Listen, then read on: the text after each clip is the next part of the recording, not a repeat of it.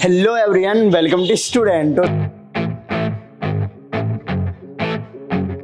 तो अभी हमें ग्वालियर में हैं और आज हम वनडे लाइव शूट करने वाले हैं additional SP doctor Rishikesh Meena sir के साथ।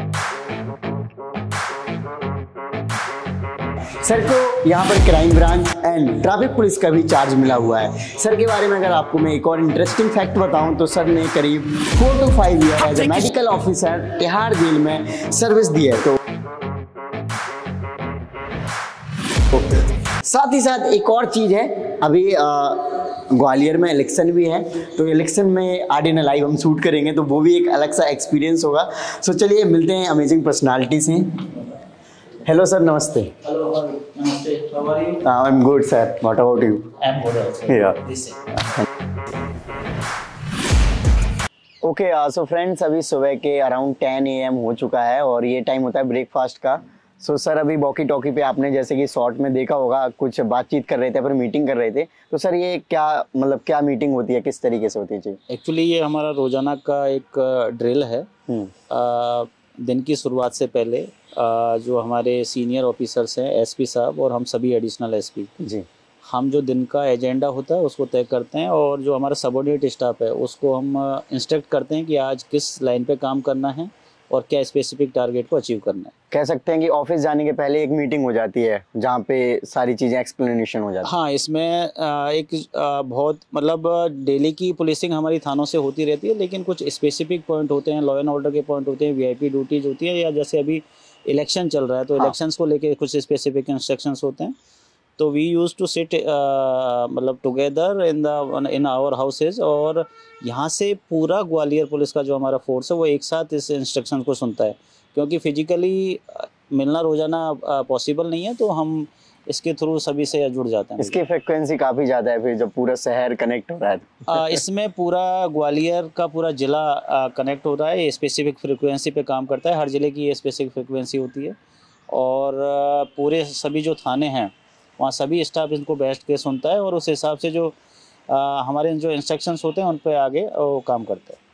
मैम, आप जैसे डॉक्टर हैं तो आपकी स्पेसिफिकेशन किस फील्ड में है मैम? आप doctor? I am a pathologist. तो पैथोलॉजी के अंडर अपने जितना भी लैब्स आते हैं दे आर मेनली कंसर्न। तो मेरा वर्क मेनली डेस्क जॉब ज्यादा होता है, माइक्रोस्कोपिक जॉब होता है। कोई इमरजेंसीज नहीं होती, तो it's a very good part for me कि मैं अपनी फैमिली को भी टाइम दे पा रही हूँ।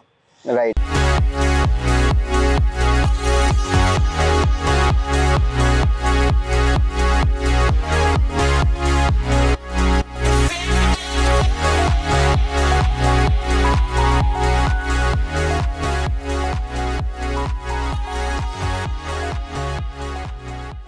पुलिसिंग में फिटनेस वगैरह का काफ़ी इम्पोर्टेंट रोल होता है, यानी कि ज़्यादा वेट होना भी नहीं अच्छा लगता है ऑफिसर के ऊपर।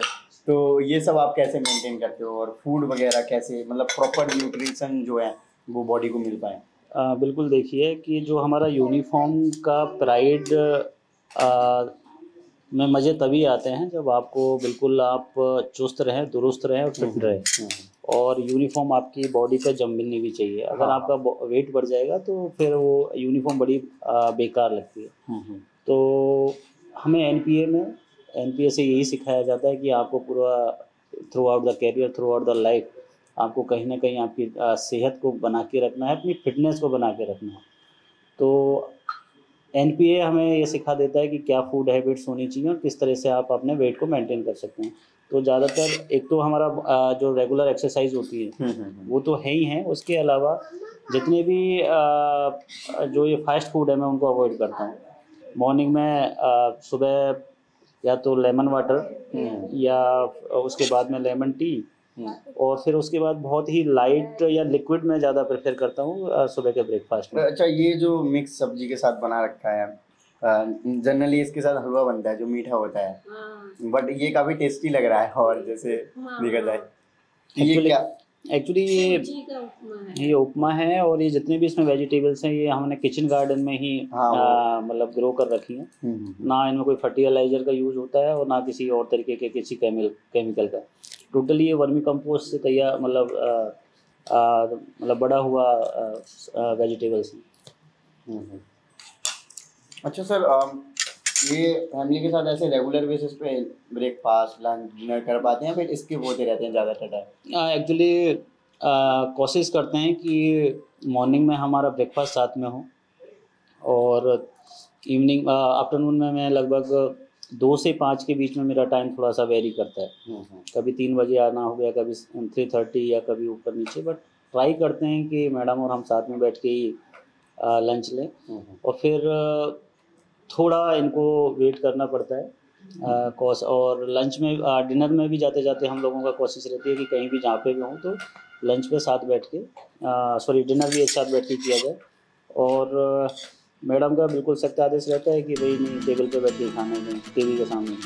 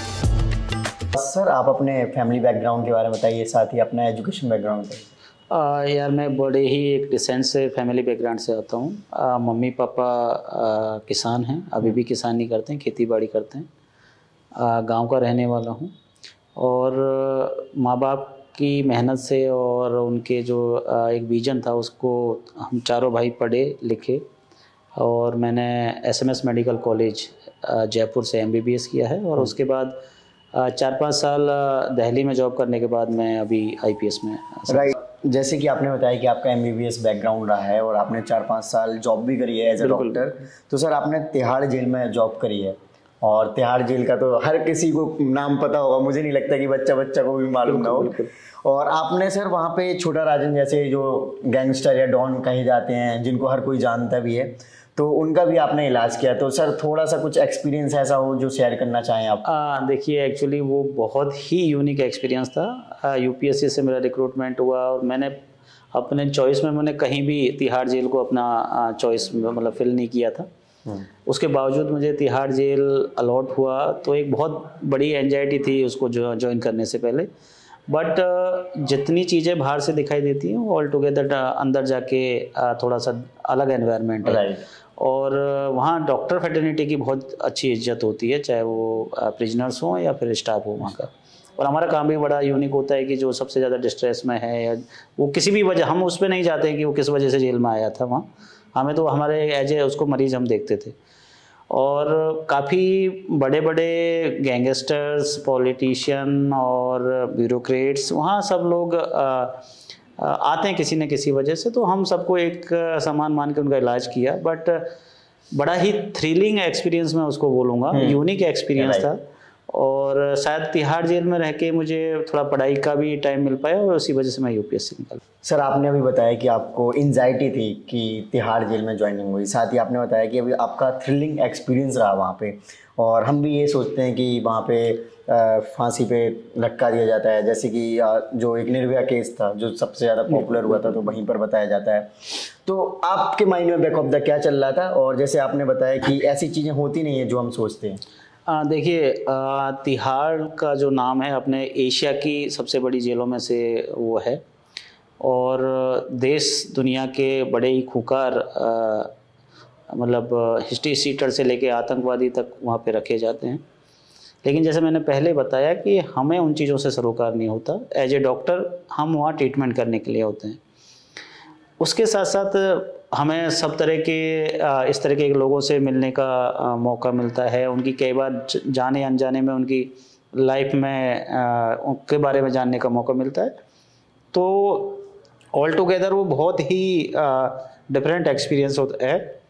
और तिहाड़ अपने आप में वो जेल ना होकर एक आश्रम का उसको एक टर्म दे दी। सभी तरीके के लोग वहाँ पे आते हैं, तो जाने अनजाने में हम लोगों को उनकी जो बैकग्राउंड है उसको जानने का भी मौका मिलता है। तो ऐसा नहीं है कि वहाँ कुछ परिस्थितिवश क्राइम करके आते हैं, कुछ हैबिचुअल्स होते हैं, बट कुल मिला के देश के अलग अलग कोनों से आए हुए अपराधियों को जानना, उनके बैकग्राउंड को जानना, फिर उनको ट्रीट करना, वो हमारा वहाँ पे पेशा होता है। उनकी काउंसलिंग भी करना कई बार। तो बीइंग ए डॉक्टर वहाँ पे इज्जत भी कमाई और लोगों से मिलने का मौका मिला, बट कभी सोचा नहीं था कि डॉक्टरी करने के बाद में एक आम जनरली होता है कि हम आम जनता के बीच में रह के सेवा देते हैं, बट तिहाड़ जेल में बैठ के लोगों का इलाज करेंगे और उनसे मतलब जो कुछ ऐसे चेहरे रहे हैं जो फेमस हैं, इनफेमस हैं, उनके साथ हम रूबरू होंगे और उनका इलाज करेंगे। तो एक बहुत ही यूनिक एक्सपीरियंस है। हम 70-80 डॉक्टर वहाँ पे थे और वो मतलब उसको मैंने कुछ अपना पेन डाउन भी किया है। मैं अपनी एक डायरी राइटिंग करता हूँ, तो वो एक बड़ा रोमांचकारी, मैं तो उसको बोलूँगा, बड़ा अच्छा 5 साल निकला। ओके सर, जैसे कि आप इस तरीके के लोगों के साथ रह रहे हैं, तो माइंडसेट कैसे बैलेंस कर पाए अपने आप को कि नहीं, मतलब हम as a normal human being में रह रहे हैं। जनरली होता है ना कि जैसी संगति या फिर जैसे लोगों को देखते हैं कहीं ना कहीं वैसे हम भी होने लग जाते हैं, या फिर मेंटली इम्पैक्टफुल होती है। जैसे हम किसी का एक्सीडेंट देख लें सर, तो सर्टन टाइम हमारा डिस्टर्बेंस हो जाएगा अगर हम कुछ वैसा देख लेते हैं। नहीं, बिल्कुल, ये बहुत ही आपका बढ़िया एक मतलब आपने पॉइंट आउट किया है कि rape victim, murderers, terrorist, political लोग बाग, ऐसे लोगों के बीच में रह के कहीं ना कहीं जो हमारा 6 घंटे की ड्यूटी आवर्स थे उसमें उन्हीं लोगों से घिरे रहना, और एक साइकोलॉजिकल इम्पैक्ट तो आता है उसमें। अपने आप को बैलेंस करने के लिए मतलब 2 चीज़ें होती हैं कि एक तो हम जो हमारे आसपास जितने भी कुछ होते हैं कि जो टाइम के साथ अपने आप को सुधारना चाहते हैं, ऐसे लोगों के साथ मतलब हम ज़्यादा उन लोगों से घिरे रहते थे, वो वॉलंटियर्स बोला जाता है उनको वहाँ पे। दूसरी चीज़ 6 घंटे की ड्यूटी के बाद हम एक जैसे ही जेल से हम वहाँ से निकले, जेल के गेट से, तो एक रिलैक्स फील करते थे। और घर पे भी हम कोशिश करते थे कि इन बातों को घर तक ना ले जाए, फैमिली में बात नहीं की जाए, कौन किस लिए काय के लिए है। और फिर मैं उस वक्त यूपीएससी की प्रिपरेशन भी कर रहा था, तो मुझे ज़्यादातर टाइम मैं अपनी प्रिपरेशन को और फैमिली को ओवरथिंकिंग कर पाते तो थे। उसमें ओवरथिंकिंग के मेरे पास टाइम। सर जैसे कि अभी आप आईपीएस ऑफिसर बन गए और कहीं ना कहीं अब आप क्रिमिनल्स को तिहाड़ जेल तक पहुंचाने का जिम्मेवारी भी आपके हाथ में है कि आप किसको पहुंचाना चाह रहे हैं और किसको नहीं पहुंचाना चाह रहे हैं आपकी जुरिडिक्शन के अकॉर्डिंग। तो सर वहाँ पे क्या की लर्निंग्स लगी है, मतलब डिफरेंट टाइप ऑफ क्रिमिनल्स आपने देखे हैं, तो क्या आपको लर्निंग्स वहाँ से मिली हैं जो कि जनरल लोगों के लिए हेल्पफुल हो, मतलब ऐसी चीज़ें हों?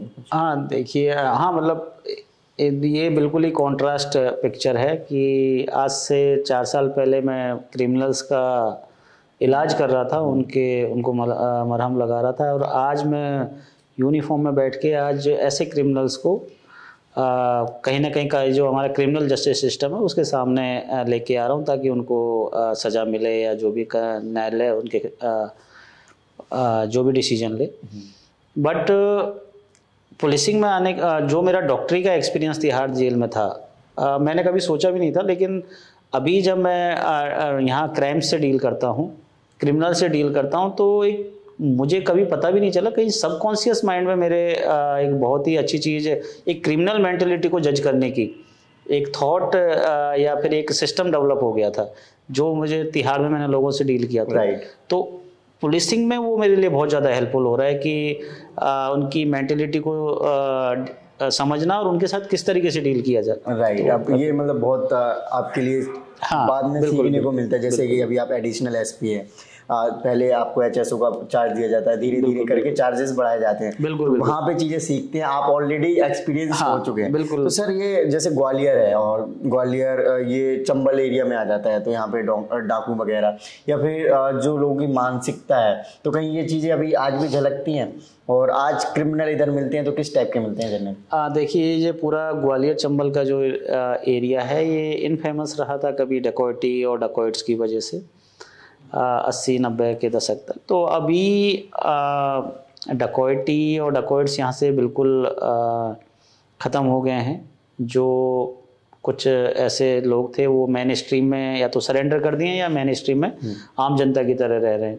लेकिन उस एरिया, उस एरा की, उस टाइम की कुछ अभी भी चीज़ें हैं जो चली आ रही हैं यहाँ के लोगों की मानसिकता में।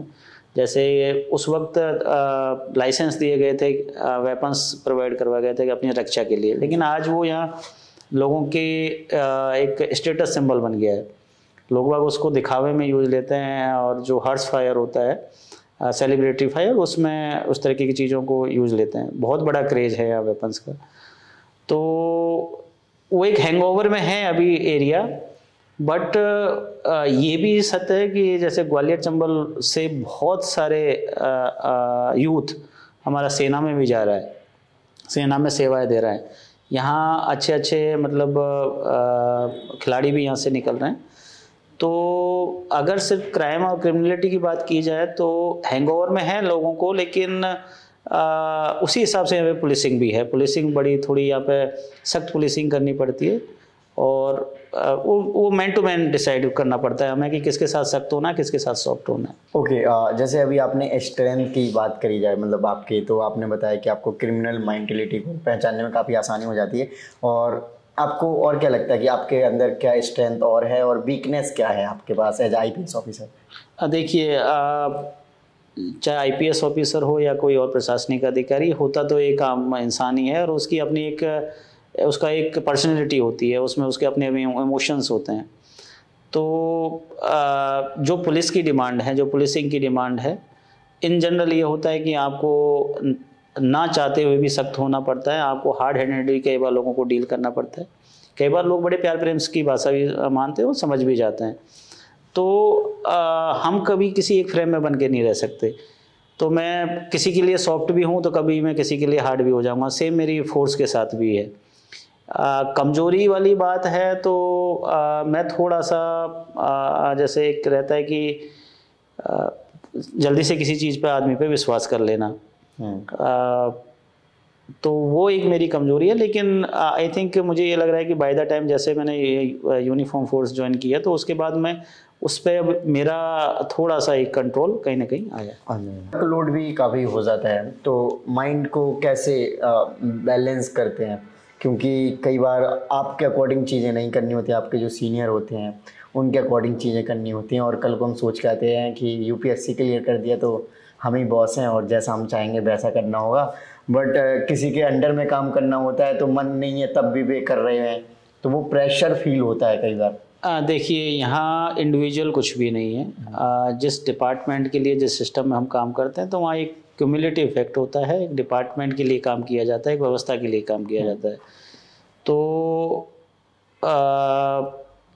हमें सबको एक एज ए टीम काम करना होता है।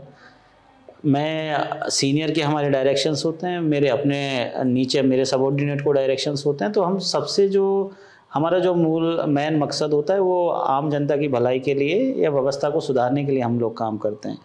अब उसमें अगर बहुत सबका इंटेंशन सही है तो कोई दिक्कत ही नहीं है। अगर मान लो किसी कड़ी पे कहीं पे भी कुछ इंटेंशंस की बात आती है तो हम उसको डिस्कस करके या अपने सीनियर से जो भी सलाह मशवरा करके उसको सॉर्ट आउट कर लेते हैं, और करते हैं सब बेहतरी पब्लिक के लिए। राइट।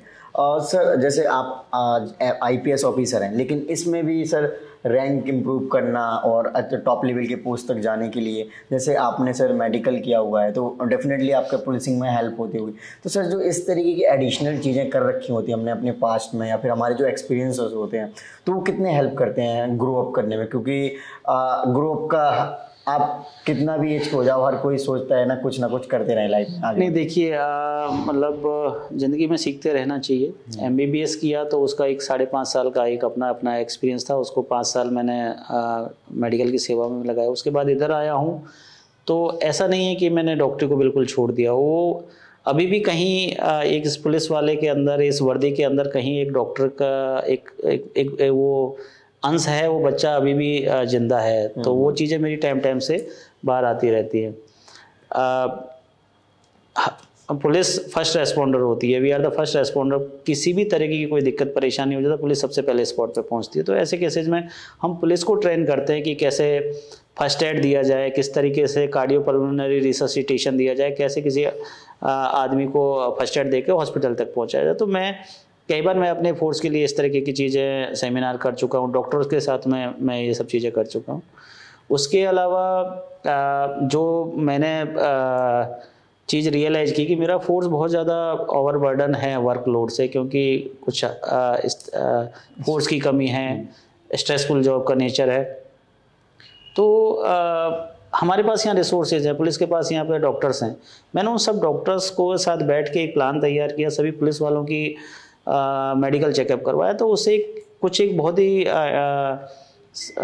कहना एक आंकड़ा निकल गया है कि जिससे हमें पता चला कि कितना हमारा फोर्स के ऊपर बर्डन है, उनको किस तरीके से डील कर सकते हैं।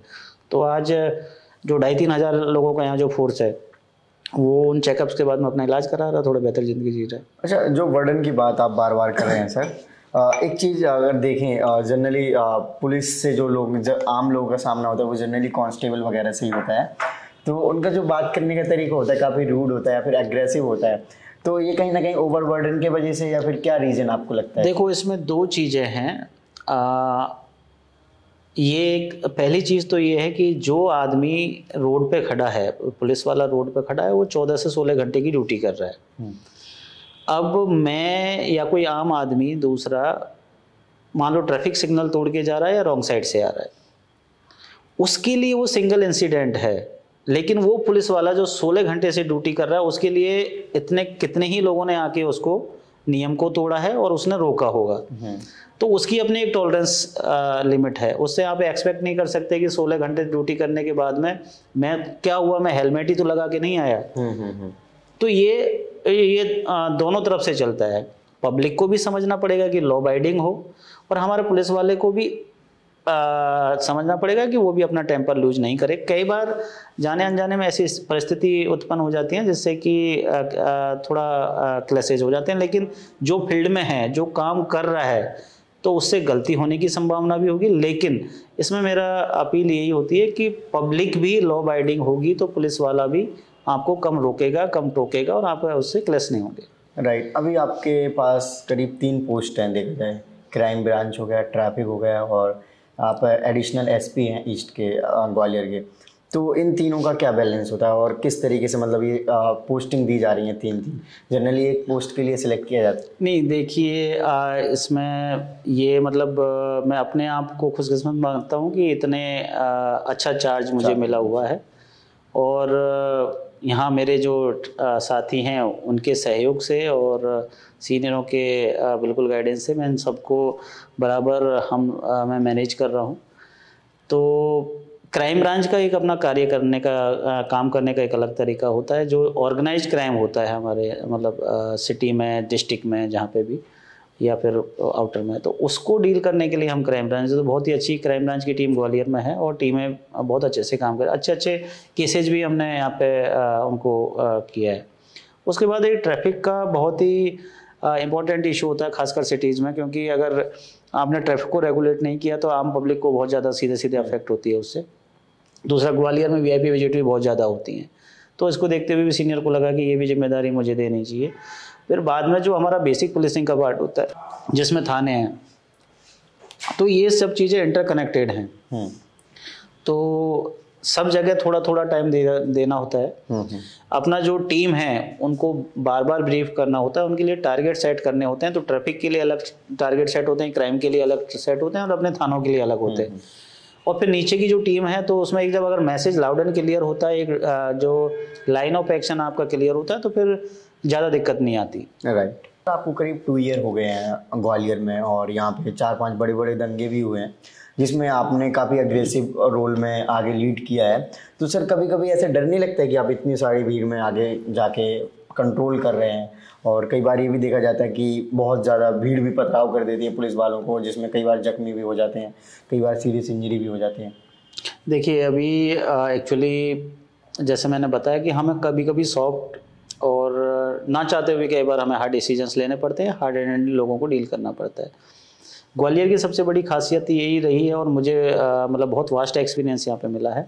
और ये पिछले 2 साल में 5-6 कभी बड़े लॉ एंड ऑर्डर के इशू हुए हैं। तो हमारा पुलिसिंग का एक ही फंडा है, और मैं उसमें विश्वास भी करता हूँ, you have to lead by example, you have to lead your force. मतलब आपको आगे रहना पड़ेगा, तब जाके आपका फोर्स आपके पीछे डट के खड़ा होगा। किसी भी बड़ा कोई लॉ एंड ऑर्डर होगा आप तभी डील कर पाओगे जब आप खुद आगे होगे। डर लगता है, हो सकता है कोई पत्थर मुझे भी आगे लगे, मेरे आदमी को आगे लगे, लेकिन पब्लिक की प्रॉपर्टी को डैमेज होने से बचाना, पब्लिक की जान माल की रक्षा करना भी हमारा काम है, और अभी ये सब कुछ सक्सेसफुली हमने किया है। राइट सर, ग्वालियर में जो लोकल पब्लिक है या फिर जनरल जो लोग हैं, उनकी डेवलपमेंट या ग्रोथ के लिए आपने क्या ऐसे स्टेप लिए जो कुछ आप शेयर करना चाहें? देखिए ये जो डेवलपमेंट और ग्रोथ वाला काम होता है वो जनरली रेवेन्यू डिपार्टमेंट इनको देखता है। हमारा काम होता है कि लॉ एंड ऑर्डर को बना के रखना, क्राइम का प्रिवेंशन और जो क्राइम है उसका इन्वेस्टिगेशन। हाँ, मतलब एक अवेयरनेस करने का जो हमारा कुछ एक पार्ट होता है, उसमें हम लोग जैसे साइबर सिक्योरिटी के बारे में हम लोगों को अवेयर करते रहते हैं जी। कुछ स्टूडेंट के लिए हम काउंसलिंग सेशन भी रखते हैं, और कुछ प्राइवेट जो भी हमें बड़े कॉलेज स्कूल हैं वहाँ पे भी हम जाके स्पेशली यूपीएससी और पीएससी के बारे में हम बताते हैं। तो वो वाला एक जो एंगल है वो रेवेन्यू डिपार्टमेंट देखते हैं। हम कोशिश करते हैं कि ज़्यादा से ज़्यादा यहाँ पे क्राइम और क्रिमिनल एक्टिविटी को रोका जाए। अच्छा सर, कभी ऐसा हुआ कि आपका कोई क्लोज वन मतलब आपको ही इन्वेस्टिगेट करना पड़ा और गिल्टी पाया गया हो, तो आप कैसे रिएक्ट करें उस टाइम? नहीं, देखिए जो लॉ ऑफ लैंड है वो सबसे बड़ा होता है, सबसे सर्वोपरि होता है। अभी तक तो कोई ऐसी बात आई नहीं है, और डेफिनेटली अगर कभी ज़िंदगी में आएगी तो कानून से बड़ा कोई भी नहीं है, चाहे मेरे डिपार्टमेंट का आदमी हो या मेरा कोई दूर का रिलेटिव हो या कोई हो। तो और शायद ये भी फ़ायदा भी होता है ऑल इंडिया सर्विसेज का। मैं राजस्थान से बिलोंग करता हूँ, मैं एमपी में जॉब कर रहा हूँ, तो मुझे इस तरह के फाउंडेशन से तो ऐसे कन्फ्लिक्ट ऑफ इंटरेस्ट कहीं मेरे सामने शायद आएंगे भी नहीं, बहुत कम आएंगे। और तो आएंगे तो उसमें ऑब्वियस सी बात है कि कानून के दायरे में रह के हमें काम करना होता है, उससे बाहर तो कुछ भी नहीं है। Okay, last question sir, success का रियल डेफिनेशन क्या है आपके अकॉर्डिंग? जैसे आप तो आईपीएस ऑफिसर बन गए, और आपको क्या लगता है कि एक्चुअल सक्सेस क्या है? देखिए सक्सेस कोई मतलब एक डेफिनेशन में बांधने वाली चीज़ है नहीं। पहले मेरे लिए सक्सेस, मैंने सपने सजाए कि मैं डॉक्टर बन जाऊं, डॉक्टर बन गया। उसके बाद मुझे लगा कि ज़िंदगी में और कुछ बेस्ट करना चाहिए। डॉक्टरी अपने आप में बहुत बड़ा अच्छा और नोबल प्रोफेशन है, लेकिन मुझे इस एक पॉइंट ऑफ टाइम पे लगा कि मुझे थोड़ा कुछ और करना चाहिए। आज हमारे देश में यूपीएससी से सिविल सर्विसेज में आना एक काफ़ी मिडिल क्लास और रूरल जो बैकग्राउंड है वहाँ के लोगों के लिए काफ़ी एक अच्छा प्रोफेशन माना जाता है, जिसमें इज्जत भी है और सम्मान भी है, सब कुछ है। तो मुझे लगा कि करना चाहिए, तो मैंने वो किया। अब यूपीएससी निकल गई है, आईपीएस बन गया हूँ, तो मेरा है कि मैं एक लोगों के लिए एक अच्छा ऑफिसर साबित हूँ, मैं अपने आप की नज़रों में एक अच्छा ऑफिसर साबित हूँ। तो मेरे लिए सक्सेस का मूल मंत्र है कि जो आप चाह रहे हैं आप उसको अचीव करिए और उसमें अपना बेस्ट देते रहिए, और वो एक स्टेटस आप अचीव करने की कोशिश करिए जहां आपको अच्छा फील हो, लोग आपके बारे में अच्छी बातें करें, और ज़िंदगी में कभी काश वर्ड आपके साथ नहीं लगे, काश मैं ये कर लिया होता, काश मैं वैसा कर लेता। तो मेरा एक बिल्कुल सिंपल सा फंडा है कि मैं वो काश वर्ड को मैं नहीं चाहता कि वो कहीं लगाना पड़ जाए। अगर वो नहीं लग रहा है तो आप सक्सेसफुल हैं। राइट।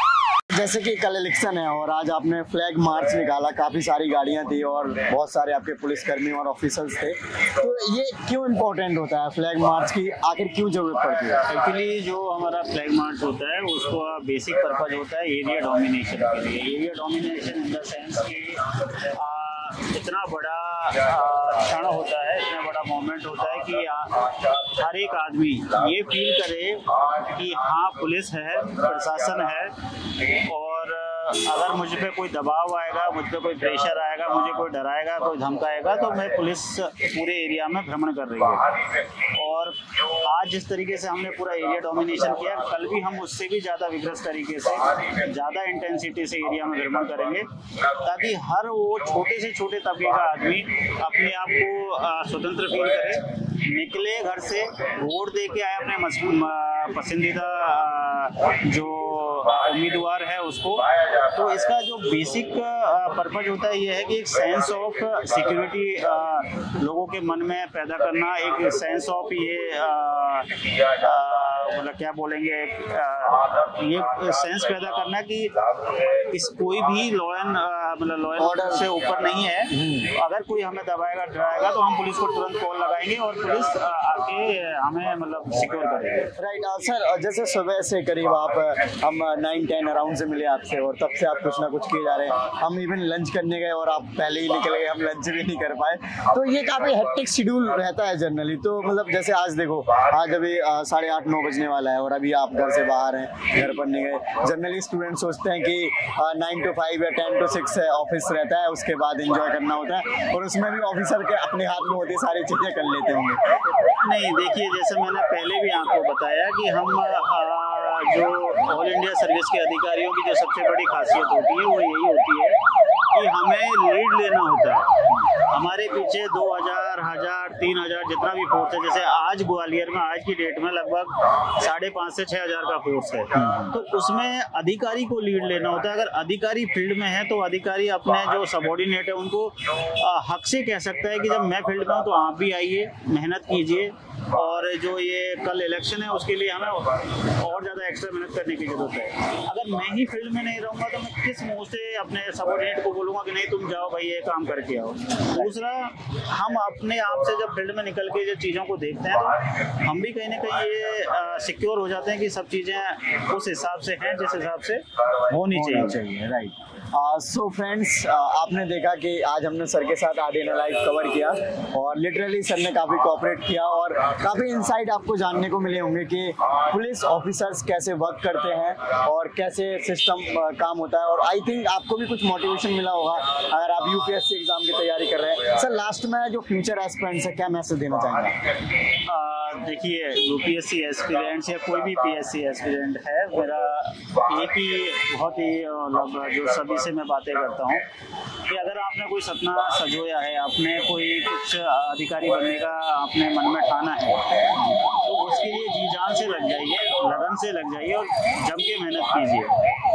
और जर्नी हो सकता है किसी के लिए एक अटेम्प्ट में पूरी हो जाए, किसी को 5 अटेम्प्ट लग जाए या उससे भी ज़्यादा लग जाए, लेकिन ये सर्विस, ऑल इंडिया सर्विस इतना मान, सम्मान, रुतबा सब कुछ हमें देती है कि आपको फिर वो कितना टाइम आपने स्पेंड किया वो मायने नहीं रखता। राइट। तो दम लगा के अपना पूरी प्रिपरेशन कीजिए, और जब आप अच्छे से पूरी मेहनत से करते हैं तो ऊपर वाला भी साथ देता है, तो अपने सपनों को पूरा कीजिए। Right, okay, thank you so much sir. So friends, I hope आपको वीडियो अच्छी लगी हो तो लाइक करें, चैनल सब्सक्राइब नहीं किया चैनल सब्सक्राइब कर लिए। जय हिंद।